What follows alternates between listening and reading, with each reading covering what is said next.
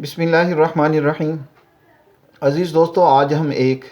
اہم ترین مرض اور بیماری سے متعلق بات چیت کرنا چاہتے ہیں، اور وہ ہے جریان منی۔ جریان عام طور پر جب لفظ بولا جاتا ہے تو اس سے مقصود اور مراد جریان منی ہی ہوتا ہے۔ بعض اوقات جریان مزی بھی ہوتا ہے، بہرکیف اس کے بارے میں ہم پھر کسی وقت بات کریں گے۔ آج ہم بات کرنا چاہتے ہیں جریان منی کے بارے میں۔ جریان منی کو سمجھنے سے پہلے ہمیں اس بات اور حقیقت کو سمجھنا ہوگا کہ ہماری منی انسان کی خصیوں میں تیار ہوتی ہے، اور وہ خزانہ منی کے اندر سٹور ہوتی ہے، بالکل ایسے ہی جیسا ہمارا پیشاب وہ گردوں کے ذریعے سے خون سے الگ ہو کر حالبین کے ذریعے سے انسان کے مثانہ میں جمع ہوتا رہتا ہے، اور جب مثانہ بھر جاتا ہے تو انسان کے مثانہ میں ایک دغدغہ اور بوجھ سا محسوس ہوتا ہے، جو اس بات کا تقاضا ہوتا ہے کہ اب اس پیشاب کو خارج کیا جائے، اس کی مزید گنجائش نہیں ہے۔ بالکل اسی طرح جب خزانہ منی بھر جاتا ہے تو انسان کے اندر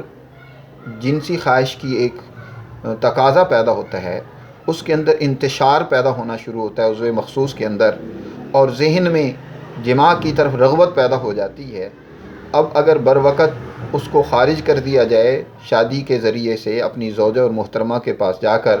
تو انسان صحت مند تندرست رہتا ہے۔ لیکن اگر بروقت خارج نہ کیا جائے تو اس کے نتیجے میں، جیسے کہ شریف النفس بچے اور بچیاں ہوتی ہیں کہ ان کے اندر اس وقت خواہش تو لازمی پیدا ہوتی ہے، یہ انسان کا فطری تقاضا ہے، لیکن وہ اگر اس کو شادی بھی بروقت نہیں ہوتی، والدین بچوں کی بروقت شادی نہیں کرتے، تو اس کے نتیجے میں پھر ہوتا یہ ہے کہ اس منی کے اندر خمیر پیدا ہو جاتا ہے،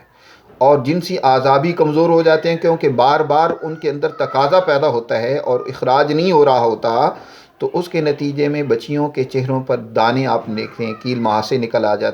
آتے ہیں، چہرہ بدنما سا ہونا شروع ہو جاتا ہے، اور بعض بچیوں کو تو دورے پڑنا شروع ہو جاتے ہیں۔ یہ در حقیقت اسی کی وجہ ہوتی ہے، اور بچوں کے چہروں پر بھی دانے نکل آتے ہیں۔ یا دوسرا سبب یہ ہوتا ہے، اس کے نتیجے میں منی پھر آہستہ آہستہ جب بار بار جنسی اعضاء کا تقاضا پیدا ہوتا ہے تو اعضاء کمزور ہو کر منی خود بخود جاری ہونا شروع ہو جاتی ہے، بچیوں کو لیکوریا کی شکایت ہونا شروع ہو جاتی ہے۔ یا اس طرح کہ مادہ منویہ تو مقدار میں خزانہ منی میں موجود نہیں ہے، لیکن آج کل جیسے ہمارا ماحول ہے، خواہشات کی طرف رغبت بہت زیادہ ہوتی ہے، تو اس کے نتیجے میں بار بار ان اعضاء کے اندر دغدغہ پیدا ہوتا ہے۔ ایسی فحش فلمیں دیکھنا،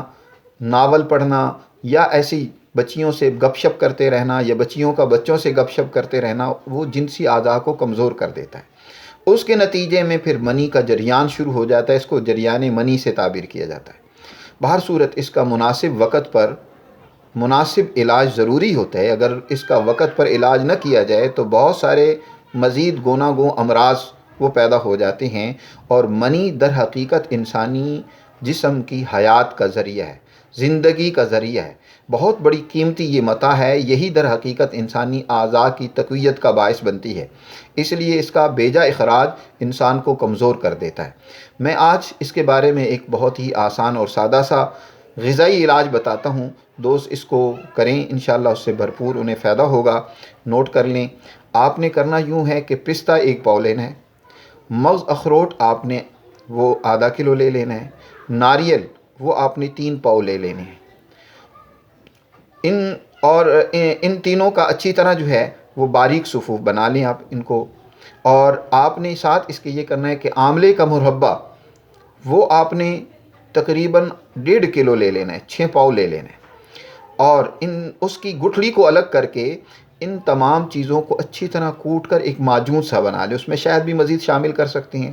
یہ آپ نے معجون اس کی 2 چمچ صبح نیم گرم دودھ کے ساتھ، اور اسی طرح شام یا عصر کے وقت 2 چمچ نیم گرم دودھ کے ساتھ استعمال کریں، تو انشاءاللہ اللہ نے چاہا یہ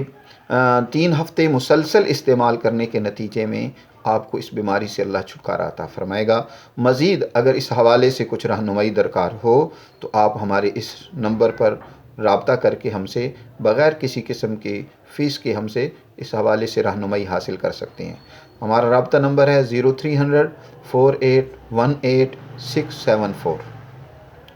شکریہ۔